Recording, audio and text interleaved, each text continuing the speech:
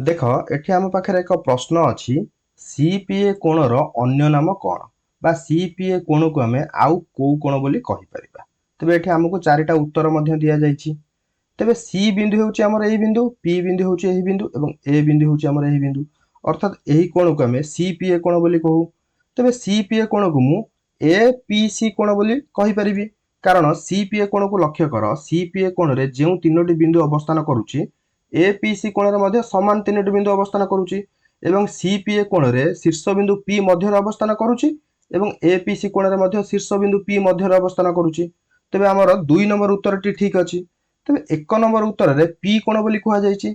तेबे पी कोण कहले आमे को कोण विषय रे कथा होउछे आमे स्पष्ट होई पारुनाती। पी कहले केवल आमे एही बिंदुटी ही बुझुचंती। तेबे 3 नंबर उत्तर होउछि पीएसी कोण। तेबे पी बिंदु हमर एटा, ए बिंदु हमर एटा एवं सी बिंदु एटा। तेबे जदि ए ठारू सी पर्यंत एक रेखा अवस्थान करिथांता तेबे एही कोण को आमे पीएसी कोण बोली कहिथांते।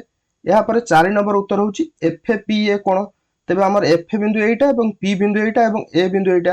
अर्थात एही कोण को आमे एफपीए कोण बोली आमे कहिबा। तेबे हमर 2 नंबर उत्तरटे ठीक अछि। सीपीए रो अन्य नाम होउछि एपीसी कोण। ठीक अछि।